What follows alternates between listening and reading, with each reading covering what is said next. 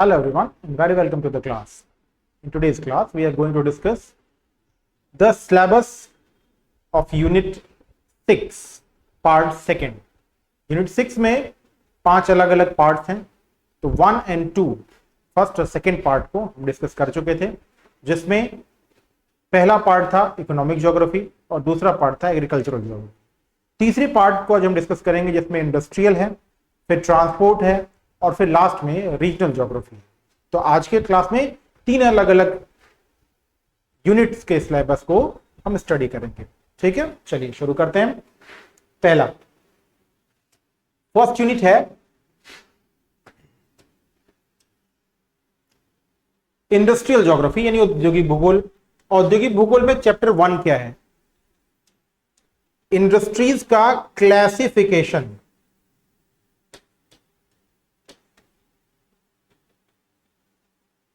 यानी आपको वर्गीकरण पढ़ना है। उद्योग कौन से हैं, कितने प्रकार के होते हैं, किस तरह के उद्योग की क्या कैरेक्टरिस्टिक्स होती हैं। जैसे मान लिया कोई आधारभूत उद्योग है, बेसिक इंडस्ट्री है, तो कौन सी बेसिक इंडस्ट्री है। ठीक है, कोई उद्योग फूटलूज इंडस्ट्री है तो क्यों फूटलूज इंडस्ट्री है वो। ठीक, इस तरीके के क्वेश्चंस आपके एग्जामिनेशन में बनेंगे। तो जब वो बनेंगे जब आप क्लासिफिकेशन यानी वर्गीकरण पढ़ेंगे। क्लियर। चलिए, उद्योगों के स्थानीयकरण के कारक यानी जो लोकलाइजेशन है उद्योगों का वो हमें पढ़ना है। कोई उद्योग किसी प्लेस पर क्यों लगाया जाता है, इसमें सबसे इंपॉर्टेंट होता है कॉन्सेप्ट कि कोई उद्योग कहीं क्यों लगा, और उसके अलावा उसके एग्जाम्पल्स, ये बहुत इंपॉर्टेंट है, इंडस्ट्रीज और उसके एग्जाम्पल्स। दूसरा चैप्टर जो कह रहा है वो कह रहा है कि उसके सिद्धांत कौन कौन से हैं। इंडस्ट्रियल लोकलाइजेशन के कुछ सिद्धांत, कुछ कॉन्सेप्ट थ्योरीज दी गई हैं। कॉन्सेप्ट आप यहां पढ़ेंगे, उसके एग्जाम्पल्स पढ़ेंगे, और थ्योरीज जो हैं वो किसने किसने दी हैं, तो सबकी नहीं पढ़नी है। किसकी किसकी पढ़नी है आपको?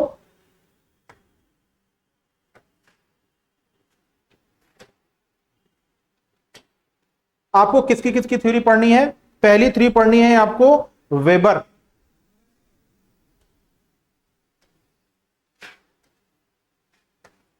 हूवर,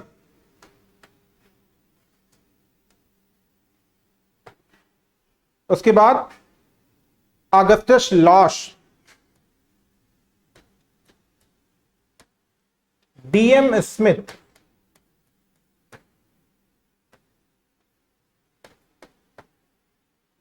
तो थ्योरीज के नाम दे दिए गए हैं, वेबर, हूबर, लॉश, स्मिथ और ए प्रेड।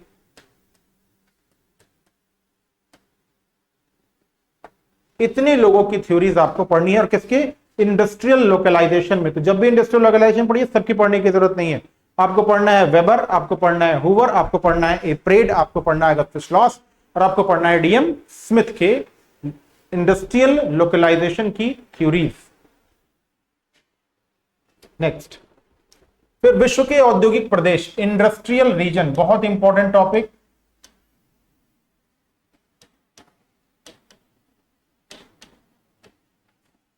इंडस्ट्रियल रीजन क्यों इंपॉर्टेंट है? इंडस्ट्रियल रीजन देखिए, पहले आपने पढ़ा इंडस्ट्रियल लोकलाइजेशन का कॉन्सेप्ट, फिर आपने पढ़ा कि वो कॉन्सेप्ट थ्योरीज के फॉर्म में कौन कौन प्रस्तुत किया है। अब आप पढ़ेंगे कि इंडस्ट्रियल रीजन। अब इसमें इंडस्ट्रियल रीजन कुछ इंपॉर्टेंट रीजन के, जैसे यूएसए का जरूर पढ़िए, फिर यूरोप,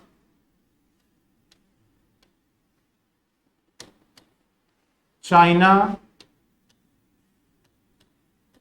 जापान, रशिया। इंडिया का तो है ही, ज्योग्राफी ऑफ इंडिया में है, लेकिन यहां पे USA, Europe, China, Japan and Russia के इंडस्ट्रियल रीजन। और किस फॉर्म में? इंडस्ट्रियल रीजन का कैरेक्टरिस्टिक्स और मैन्युफैक्चरिंग इंडस्ट्री, कौन सी मैन्युफैक्चरिंग इंडस्ट्री है वहां पे, और वो रीजन कौन सा है, ये जरूर याद रखना है आपको। ठीक है, चलिए, फिर अल्प विकसित देशों में यानी डेवलपिंग कंट्रीज में विनिर्माण क्षेत्र यानी मैन्युफैक्चरिंग पर वैश्वीकरण का क्या प्रभाव है।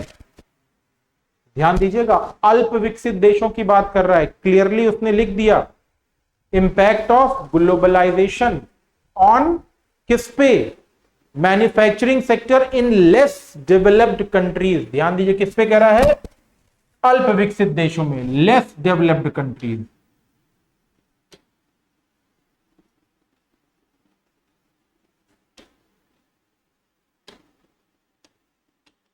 किस पे बात कर रहा है ये, लेस डेवलप्ड कंट्रीज की बात कर रहा है।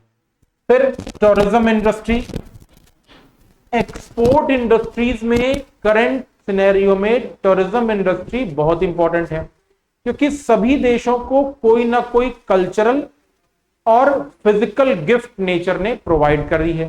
कल्चरल गिफ्ट मतलब कल्चरल टूरिज्म प्लेसेस जो कि ह्यूमन ने उस एटमॉस्फेयर के अकॉर्डिंग डेवलप की है, और दूसरा कि नेचुरल टूरिज्म प्लेसेस जो हैं वो उस कंट्रीज को मिले हैं। If some country want to earn foreign currency, he must develop the tourism industry in its country.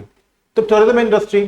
फिर सूचना एवं संचार प्रौद्योगिकी एवं ज्ञान वृद्धि। अब देखिए इसे कहते हैं मॉडर्न इंडस्ट्री।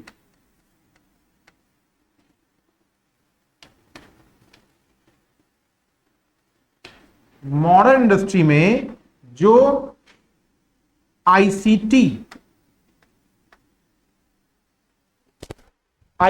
है, यानी इंफॉर्मेशन कंप्यूटर टेक्नोलॉजी जो है, ये इंडस्ट्री बहुत इंपॉर्टेंट है।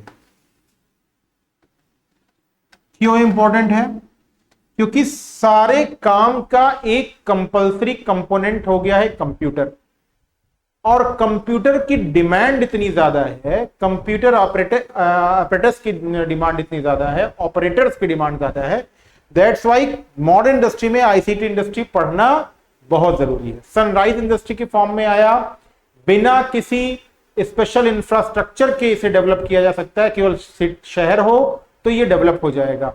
इसके लिए किसी ऐसे इंफ्रा को डेवलप करने की जरूरत नहीं है कि रोड बहुत चाहिए इससे, या बड़ी फैक्ट्रीज लगती हैं, इसके लिए ये करने की जरूरत नहीं है। सॉफ्टवेयर इंडस्ट्री किसी बिल्डिंग में भी चल सकती है, एक छोटे से कमरे में चल सकती है, ठीक है। तो इस तरह की जो कंपनीज हैं, जो एमएनसीज होती हैं, वो बहुत सारे रेजिडेंशियल इलाकों में कॉमर्शियल फ्लैट्स के फॉर्म में चल रही हैं। तो इसके क्या चाहिए, सिर्फ कमरा चाहिए, घर चाहिए और बिजली चाहिए, ये उस पर रन होगा। फिर शिक्षा एवं अनुसंधान का विकास, एजुकेशन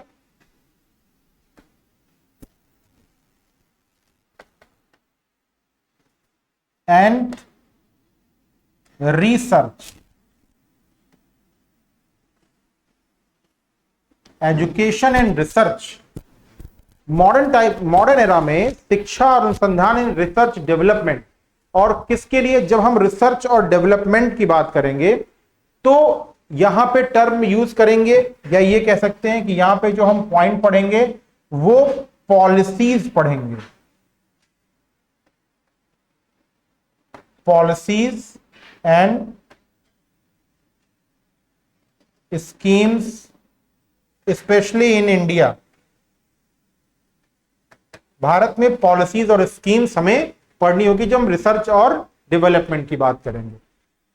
ये हुआ टॉपिक इंडस्ट्रियल ज्योग्राफी। अब दूसरा टॉपिक है transport and trade geography, commercial या ट्रेड कह सकते हैं। Transport and trade. Transport and trade का क्या इंपैक्ट है, देखिए पहले हमने रिसोर्स को जाना इकोनॉमिक ज्योग्राफी में, इकोनॉमिक एक्टिविटीज को समझा, फिर उसको कंबाइन किया हमने इंडिया से। अब इंडिया क्या है, इंडिया एक एग्रीकल्चरल बेस्ड कंट्री है, तो कृषि भूगोल पढ़ा। फिर कैसे रिसोर्सेज और एग्रीकल्चर मिलके इंडस्ट्री बन रही है, इंडस्ट्रियल ज्योग्राफी पढ़ा। अब मैन्युफैक्चरिंग हो गई, मैन्युफैक्चरिंग को पीपल तक पहुंचाने के लिए, डेस्टिनेशन तक पहुंचाने के लिए हमें क्या चाहिए, कॉमर्शियल एक्टिविटी की नॉलेज चाहिए और ट्रेड की नॉलेज चाहिए और ट्रांसपोर्ट की चाहिए। वो अब इस सेक्शन में हम पढ़ेंगे। स्थानीय पारस्परिक अन्योन्य क्रिया के सिद्धांत और मॉडल। ये कह रहा है कि जो स्पेशियल इंटरेक्शन थ्योरीज हैं कि कैसे किसी प्लेस पर जो ट्रांसपोर्ट होता है उनमें आपस इंटरेक्शन होता है, इसमें दो थ्योरीज इंपॉर्टेंट हैं, एडवर्ड उलमैन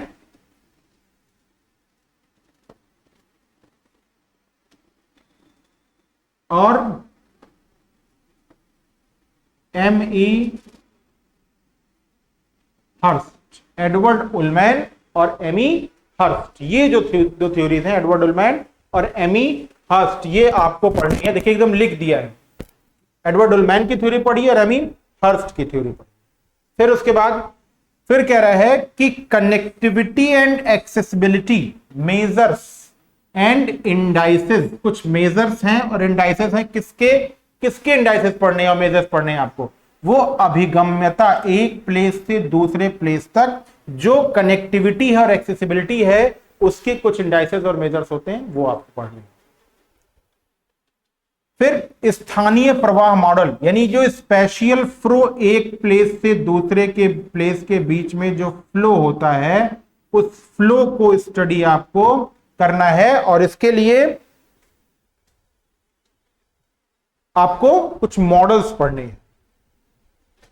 फिर इसके अलावा गुरुत्वाकर्षण मॉडल और उसकी भिन्नता, ये भी यही है। ग्रेविटी मॉडल जो है वो स्पेशियल फ्लो का ही एक पार्ट है और उसको भी आपको पढ़ना है। तो स्पेशली उसने दे दिया है कि गुरुत्वाकर्षण मॉडल और उसकी भिन्नता, gravity model and it's variants.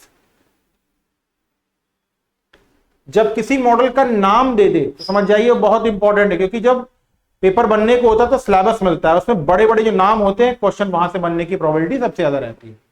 फिर world trade organisation WTO formation,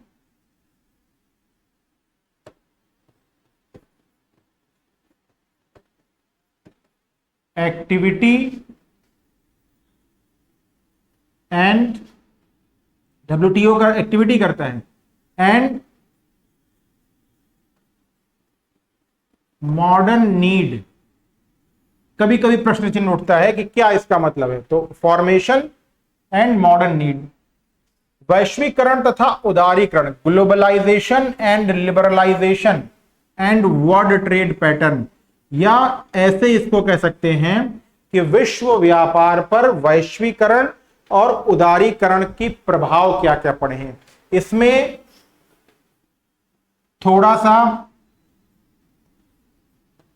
history वैश्वीकरण उदारीकरण की प्लस करंट वर्ल्ड, आपको वर्तमान विश्व जो है उसके कॉन्सेप्ट में पढ़ना होगा। फिर अंतः तथा अंतरा प्रादेशिक सहयोग, इंटर एंड इंट्रा, यानी किसी एक रीजन के बीच में जो सहयोग है और किन्हीं दो रीजन के बीच में जो सहयोग है, तो वो दोनों में पढ़ना है। तो inter and intra regional cooperation, बहुत सारे ऐसे कोऑपरेटिव एग्रीमेंट्स हैं, कोऑपरेटिव रीजनल कोऑपरेटिव, जैसे इंडियन सबकॉन्टिनेंट के बाहर कहे तो साफ्टा, बाफ्टा, नाफ्टा ऐसे है। फिर भारत में बात करें, अगर वो रीजनल ट्रेड कोऑपरेशन में आता है तो दक्षेस बना हुआ है, सार्क जिसे कहते हैं हम, ये भी क्या है, ये regional cooperation, Indo Pacific regional cooperation है। तो मेकांग है, तो ये रीजनल कोऑपरेशन जो है वो किस लिए होते हैं, या तो ट्रेड के लिए होते हैं, मोस्टली वो ट्रेड के लिए ही होते हैं, या आपसी सिक्योरिटी के लिए होते हैं। तो सिक्योरिटी के लिए तो नाटो जैसा है, बाकी जितने भी बनते हैं साफ्टा, बाफ्टा, ये सब ट्रेड ऑर्गेनाइजेशन और ट्रेड एनालिसिस के लिए। तो ऐसे रीजनल ट्रेड ऑर्गेनाइजेशन को हमें पढ़ना होगा।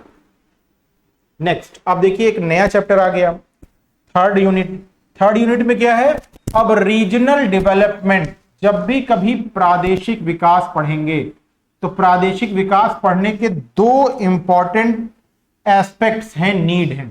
एक कि समानता क्या है और दूसरा हमें पढ़ना है कि उनमें विभेद क्या है या इनइक्वालिटीज क्या है। इक्वालिटीज एंड इनइक्वालिटीज और डिफरेंस। ये हमें पढ़ना होता है जब भी कभी हम कोई रीजनल डेवलपमेंट पढ़ें, ठीक है। तो ये हमारे दिमाग में रहना चाहिए। कहेगा प्रदेशों की सांस्कृतिक टोपोलॉजी की बात कर रहा है, टोपोलॉजी ऑफ रीजन्स।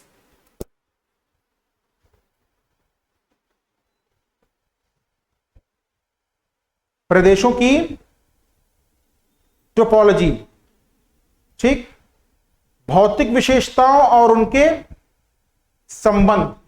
टोपोलॉजी में क्या कहा कि उनकी भौतिक विशेषताएं क्या हैं,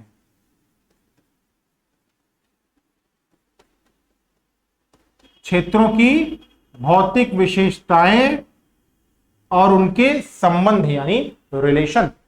फिर औपचारिक तथा कार्यात्मक फंक्शनल रीजन्स होते हैं और कुछ औपचारिक रीजन होते हैं यानी फॉर्मल एंड फंक्शनल रीजन। इसमें फंक्शनल रीजन से क्वेश्चन बहुत पूछा गया है। आप जब पीवाईक्यूज कभी भी पलटेंगे तो आपको वहां फंक्शनल रीजन्स के क्वेश्चन देखने को मिलेंगे कि कार्यात्मक प्रदेश क्या है या औपचारिक प्रदेश क्या है या प्रदेशों के प्रकार, ठीक। फिर प्रादेशिक विविधता के सिद्धांत, थ्योरीज ऑफ रीजनल डेवलपमेंट। प्रादेशिक विकास, जो रीजनल डेवलपमेंट है, प्रादेशिक विविधता है, थ्योरीज ऑफ रीजनल डेवलपमेंट नहीं विविधता। तो यहां क्या करेंगे, डिस्पैरिटीज, डेवलपमेंट नहीं है।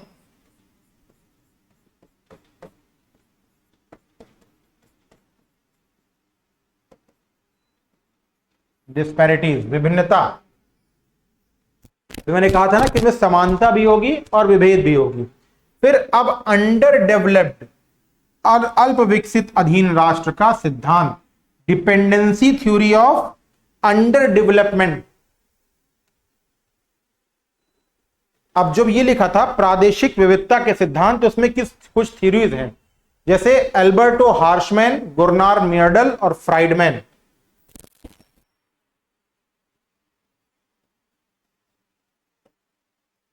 हार्शमैन, गुरनार मियर्डल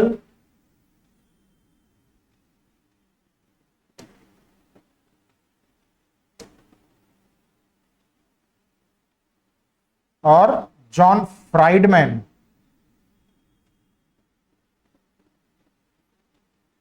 ये कॉन्सेप्ट अल्बर्टो हार्शमैन, मियर्डल और फ्राइडमैन, इस कॉन्सेप्ट के साथ इन तीनों को आपको पढ़ना है किसमें, प्रादेशिक विविधता के सिद्धांत, थ्योरीज ऑफ रीजनल डिस्पैरिटीज। तो वर्ड रीजनल डिस्पैरिटीज पढ़ना है और थ्योरीज ऑफ रीजनल डिस्पैरिटीज, ठीक। फिर है अल्प विकसित अधीन राष्ट्र का, dependency theory on under development. अल्प विकसित अधीन राष्ट्र यानी एक राष्ट्र जो अधीन रहा हो, अल्प विकसित रहा हो, उसकी क्या थ्योरीज और कॉन्सेप्ट्स हैं, क्या कॉन्सेप्ट है। फिर वैश्विक आर्थिक खंड, ग्लोबल इकोनॉमिक ब्लॉक्स। कुछ आर्थिक खंड, जैसे अभी हमने बात की थी कि जो रीजनल ब्लॉक्स हैं उसमें इकोनॉमिक ब्लॉक्स भी होते हैं, कई देश मिलकर बनाते हैं, और कई इंपॉर्टेंट रीजन्स होते हैं जो अपनी इकोनॉमिक एक्टिविटी के लिए बहुत इंपॉर्टेंट होते हैं। तो उन ब्लॉक्स को आपको पढ़ना है। इस पूरे रीजन में, इस पूरे सेक्शन में आपको मैप और जो वर्ल्ड का मैप है उसकी नॉलेज होना बहुत जरूरी है, तो बहुत आसानी से इसे कनेक्ट कर पाएंगे। फिर भारत में प्रादेशिक विकास और सामाजिक आंदोलन। इंडिया में क्या हुआ कि कुछ सामाजिक सोशल मूवमेंट्स हुए प्रादेशिक विकास को लेकर के, या अब इसमें क्या है, सामाजिक आंदोलन जब भी आ जाएगा, सामाजिक आंदोलन जो हुए हैं 90s, जैसे भूमि सुधार आंदोलन हुआ, विनोबा भावे लेकर के आए, तो ये जो भूमि सुधार आंदोलन या इस तरीके के रीजनल आंदोलन हुए, उन्हें आपको पढ़ना है। तो सामाजिक आंदोलन के लिए थोड़ा सा आपको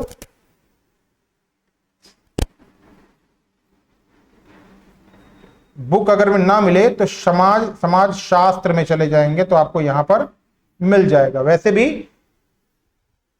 ये आपको हिस्ट्री की बुक में भी मिल जाता है, इंडिया आफ्टर फ्रीडम, वहां आपको ये बहुत आसानी से मिल जाएगा। सामाजिक रिफॉर्म, जो सोशल रिफॉर्म्स हुए थे आफ्टर फ्रीडम ही है ये, प्रादेशिक विकास और सामाजिक आंदोलन, सामाजिक आंदोलन हमेशा फ्रीडम के बाद पढ़ेंगे तो वही ज्यादा इंपॉर्टेंट होता है, क्वेश्चन उसी में से आने होते हैं तो आते हैं। तो ये यूनिट 6 का जो सेकंड पार्ट था वो हमने यहाँ पर कंप्लीट कर लिया है। तो 6 यूनिट हो गई, अभी 4 यूनिट और बचे हुए हैं, उसके भी सिलेबस हम आपको प्रोवाइड कर रहे हैं। आज इस क्लास में इतना ही, गुड बाय।